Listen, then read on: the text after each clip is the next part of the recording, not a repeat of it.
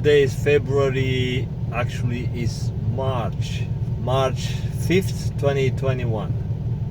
And this is not Hastings, but is Cordova, West Cordova, and I'm recording at night, testing my old Samsung phone.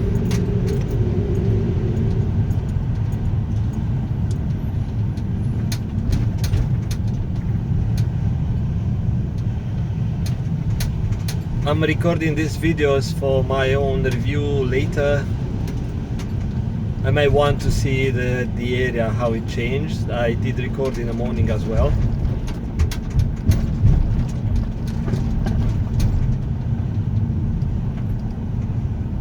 I don't know what's wrong with this area. A few hours ago there was a police car. They did arrest someone, a woman. They right here a few meters behind this police car, and I had a quick peek, and I think this is an area like one of those housing hotels. Here it's an emergency shelter, so I don't know why they arrest people. Probably they do drugs, I have no idea. But I still see people on the streets, on the sidewalk. So I assume that those people don't have shelter, or maybe they there is some sort of a rules, or you have to meet some sort of a criteria in order to get into the shelter. I don't know how it works.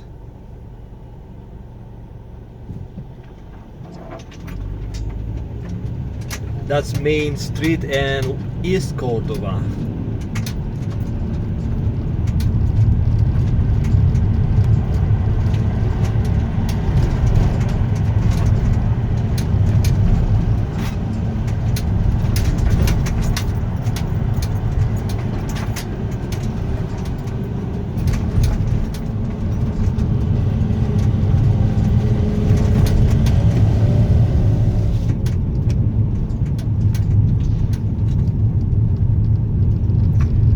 Here on the left, this park used to be inhabited by homeless people. I see now the homeless are kind of sleeping at the building entrances. They have their belongings, and now this park is empty. The city removed the homeless, their tents. And like I mentioned into different other video, those people went to Strathcona Park. It's a larger area, and it's a place that's better organized. This park was a kind of a place of crime. It was not only a place where the homeless were finding shelter for the night in their tents, but there was lots of criminal activity going on, like a drug dealing, fights, people stealing from each other, things like that. So that probably was one of the main reasons the cops, the city decided to get those people out. It took some time. And now those people in Strathcona Park, not far from here, they are allowed to use showers. So they have a sort of a trailer with showers and with washrooms. I did some work in that park, that's why I know what's inside. Otherwise, as a normal person who has a roof, has a mean of survival, you don't get into that space. And that's East Hastings. Usually it's very busy.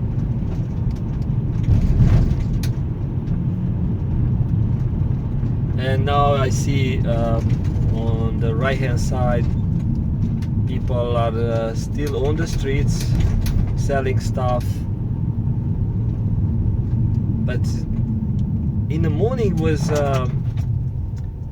not that busy. This area was cleaner, I could say, and I thought maybe something happened at the city level, like someone took some big decision to move these people in the housing units, but I see it's full again, garbage on the ground. Of course it's a garbage bin, but if I open my eye for details, I can see boxes, papers, garbage, junk. And I see the tent and people do their own things. Maybe it's less busy than in the past, like a few months ago when last I've been here, maybe 2 months ago.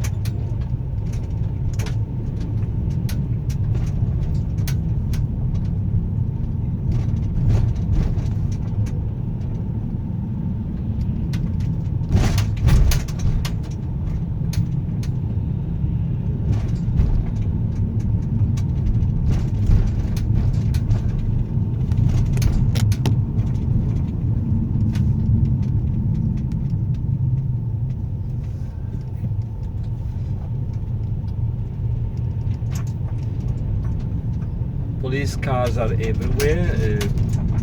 You can notice them at different spots in this area, but it's overwhelming. What to do with people who do drugs here?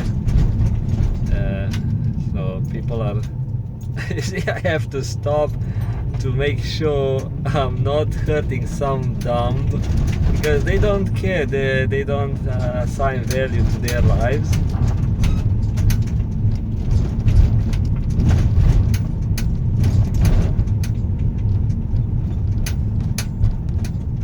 And I'm going to turn around, so I took a little detour here on my way back to the office. I was talking to someone, I was talking to a friend earlier, just 3 hours ago, about the new initiatives around a couple of states in the United States, and they want to legalize the hard drugs, like allowing people to use in an open space. And okay, I thought, yeah, I don't really care about this, it's not my issue, why I need to get my mind around this thing. But I'm told that there are already kids or teenagers selling drugs on a school ground, and the cops can't do much because those are teens, and what you do with those kids. But now if they legalize the hard drugs, the cops won't have any tool to stop the spread of, it's kind of a pandemic. What the cops can do, especially when it's legal to have and use in an open space. So that's kind of one of my concerns. What is going to be in the schools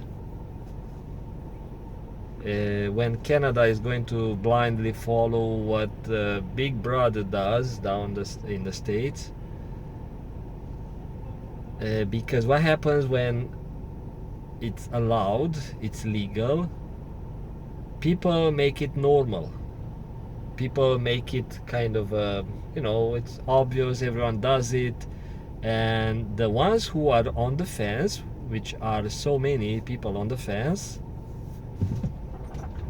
are going to make the choice, and they are going to use this opportunity, because it's an opportunity for many people. Many people thought, what, I'm not going to do this type of stuff because it's illegal. I don't want to get caught. I don't want to have a police file, like a criminal record. And that's the only thing that stops many people. But now, when Canada is going to try to get these things going, especially when they started with legalizing of marijuana,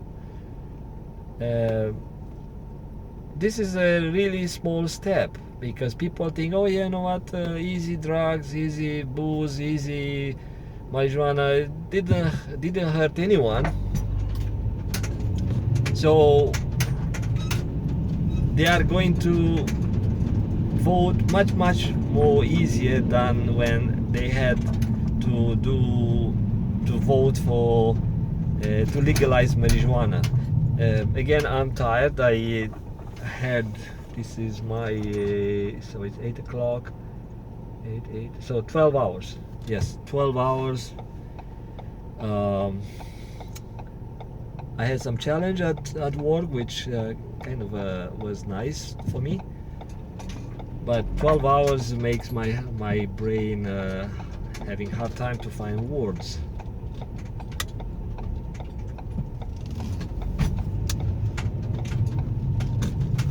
Okay, so what I did, I just turned around. I want to record the other side of the road. This is not to impress anyone. It's just kind of a social study, because this is a live experiment. It's not something that people can learn from the books. From the books you see something through someone else's perspective, the way that person experience whatever they write in the books. Like maybe an experiment, maybe some testing, maybe they experience life, and maybe it's a fiction. But here I just present. I don't make too many comments, and I have no biased opinion here.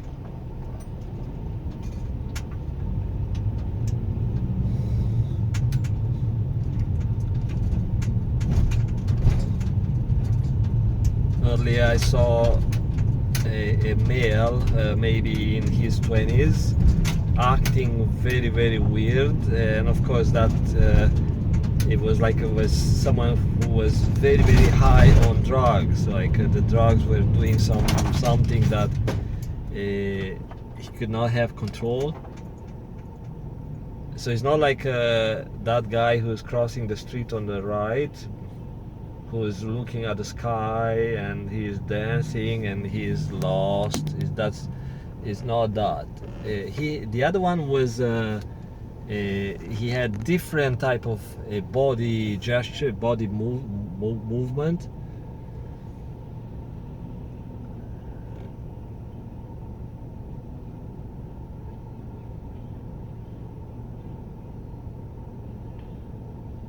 And this one looks like he's mentally ill, but also is under some sort of pills.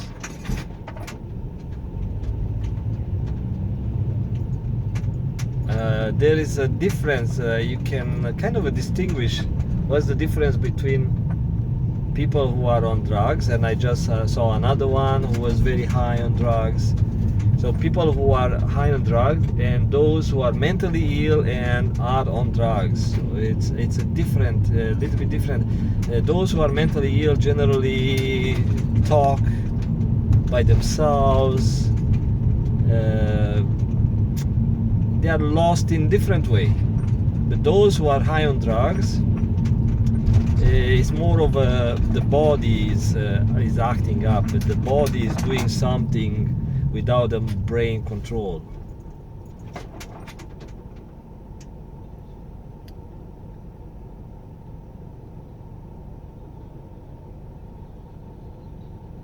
So this woman is also one of those homeless. You can see her her behavior, how she is walking, how she is moving her lips, her face.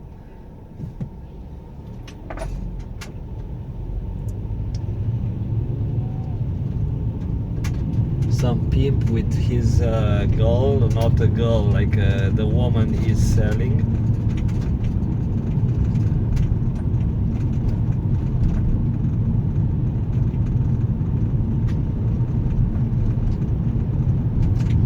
Yeah, in the morning I was happy to see an improvement of the area.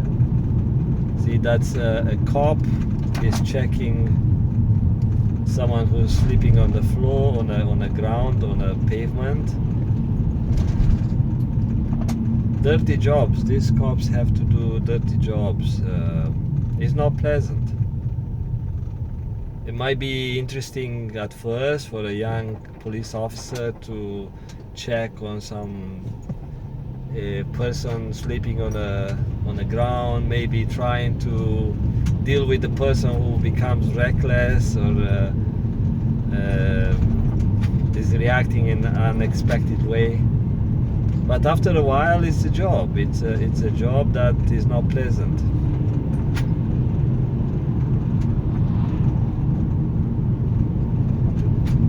Yeah, so from here the street is cleaner because those people have comfort living down there, whereas their area is kind of they know each other, they find understanding, comfort, and it's like the bees or other type of social creatures.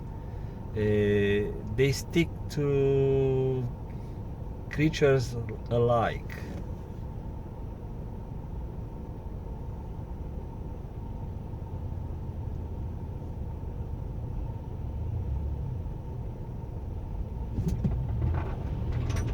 Yeah, so I'm recording for those who want to see changes on the area.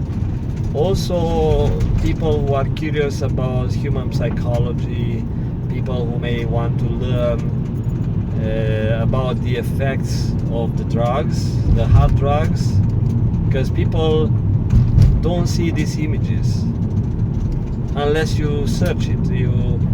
You dig for the image, you find something about homeless people and stuff. Myself, I just add to that pile of information that you can find online, and I share images at different time of the day, different time of the year. It's different locations. Some people may live in different towns, different cities around the world, and if they want to search up, they find homeless in that area. And if they find the information I'm posting, they can kind of connect some dots.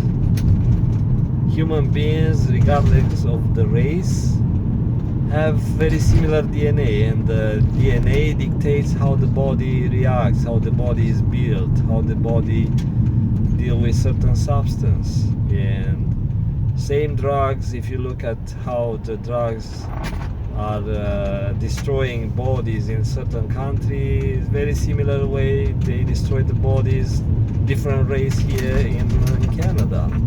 And of course, because it's a multicultural country and society, you see homeless like of all the races and colors. and they go through the same type of pain, the same type of journey when they do drugs, when they have a mental illness. No much of a difference between black, white, blonde, brunette, doesn't matter.